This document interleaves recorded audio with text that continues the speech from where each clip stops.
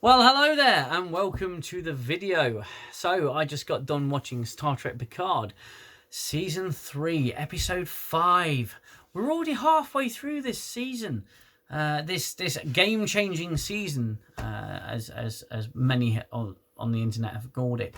It's a completely different ballpark. It's a game changer.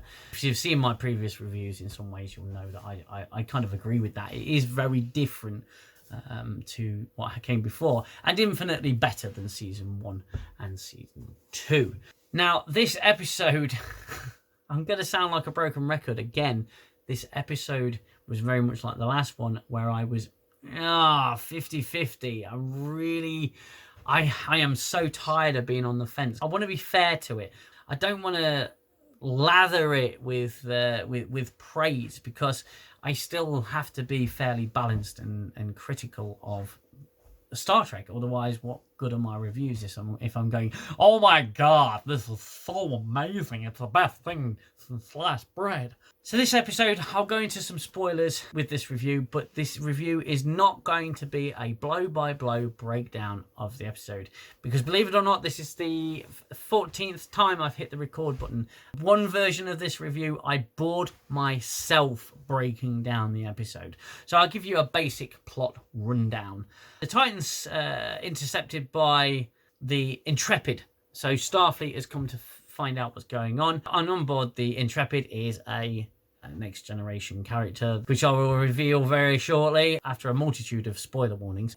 It's an episode where more is revealed about what's happening with the changelings, and we get a bit more information, a little bit more information, but there are some real inconsistencies and some things that don't make an awful lot of sense. And we cut back to Raffi and Worf on Metalis Prime.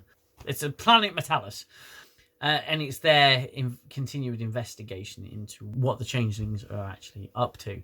Now, I said in previous reviews that the changeling story has been played out before. I don't really see any need to revisit it. All I'm seeing with this season is they're taking the same story and kind of upping the stakes. So where the changelings were not that successful at infiltrating Starfleet, I mean, they did. They're being more successful, and there's more success there, and the stakes are a lot higher. Now we're at the midpoint in the season. I was kind of expecting the pace to go up a little bit. Whereas in Season 1 of Picard, we stayed on planet Earth pretty much for the first 4 episodes. We've pretty much been stuck in a nebula for 3, and this episode is after that. The Titan's getting repaired. You know, they're trying to fix the ship. Starfleet come knocking on the door, asking essentially what's going on. There's way too much to unpack here for a short review. This is a big spoiler, and I'm really 50-50 on this one as well. We have the return of Rolarin. If you remember Star Trek The Next Generation, you'll remember Rolarin. When I was sitting there, I was just like, oh, it's Rolarin. I didn't go, oh, it's Rolarin. They got Rolarin here. It wasn't like that. It was just like, oh, it's Rolarin in a Starfleet uniform. And I was, at that point, very much like Picard, just asking, She betrayed her uniform, betrayed me. How did she end up back in Starfleet? I'm so very cross. I couldn't figure it out. They explain it in the episode, but I'm thinking, oh, this is, again, just a new Trek thing. It really is. Rolarin got kicked out of Starfleet the first time. She's then allowed back in because Picard gives her a second chance, and then betrays Starfleet and joins the Maquis. And she's allowed back into Starfleet again. She says, I had to work my way up the ranks again to become a commander. It's like, I'm sorry, but Starfleet seems to just take anybody on. You know, you've got murderers, thieves, criminals, mutineers, treasonous traitors, and they're all allowed back in Starfleet. There's a exchange between them, okay? And I felt kind of satisfied at the end, but ultimately kind of empty. It was an interesting one, and I'm still sort of, I still don't know how I feel about it. Ro and Picard get into a much deeper conversation, and Ro reveals that she's been investigating this changeling threat for quite some time now, and she's got people on the inside, and that's when you figure out she is actually Worf's handler. So she's a top handler. Raffi is handled by Worf, who in turn is handled by Rolarin. Ro does not survive the episode. It's kind of dumb. I won't over explain it, but basically Ro says you can't trust anyone. She believes there's changelings on the Intrepid and on the Titan, and apparently they're bloody everywhere. Oh, it's just crazy the amount of changelings. There's 4 on the Titan itself. She's transferred a lot of the crew off the Titan to try and diminish numbers. This is so bizarre. Ro doesn't trust the transporters. I don't think it's ever really explained why. She doesn't trust the transporters, so she takes shuttlecraft everywhere. She's got 2 security officers, both of which turn out to be the changelings. Okay, so she's on her way back from the Titan. She's trying to give Picard a chance to run. She says, "Get out of here. I'll stall them. You get out of here. You can't trust anyone. Don't trust Starfleet. Blah blah blah blah blah," and all this anti-Federation stuff. She gets in a shuttle, and with her 2 security guards, she doesn't know are changelings, but we know they're changelings. Anyway, they plant this explosive on the shuttle and then beam off. And she's like, "Oh, what is going on? Why have I suddenly lost my security team? What is happening? Oh my God, this doesn't feel right." I mean, this is someone who's been investigating changeling threat, and she said, "I think there's changelings on the Titan, on the Intrepid. They're all everywhere." And while we're on the subject of the Intrepid, I'm just going to digress a little bit. That ship doesn't look right to me. That ship's navigational deflector looks like something used for pleasure. Anyway, sorry, I didn't mean to bring the review into the gutter. It's just one of the things I noticed. It was like, that's a very, very odd design. Anyway, and all you guys who are just screaming at me, "But that's the Star Trek Online ship, UK Changer Man.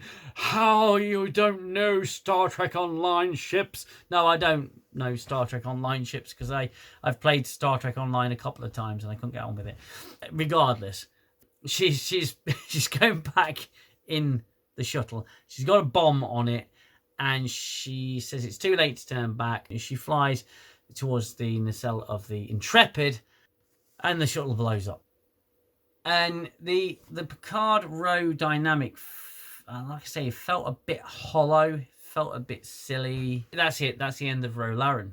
And I didn't feel anything when she died. I was kind of like, well, to me, I thought you probably would have died with the rest of the Marquis that was slaughtered by the Dominion.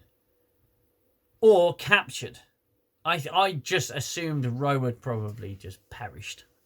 So it's nice to see her back, but I wasn't sad to see her leave. It all felt a little bit shallow to me. Maybe it's because I'm not binge watching it like other YouTubers have.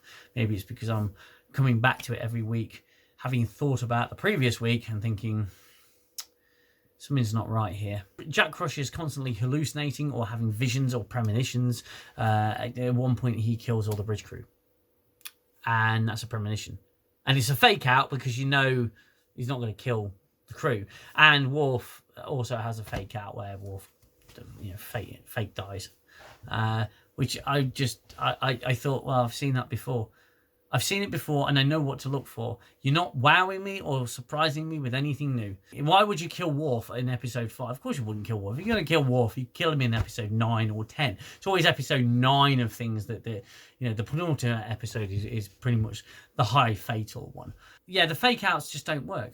Jack Crusher walks onto the bridge and shoots all the junior officers on bridge officers. He's either having a premonition or hallucinating. Either way, it would seem that he's being somewhat possessed at that point, because when he comes back to the room, he leaves the trance state or whatever, he's holding a weapon.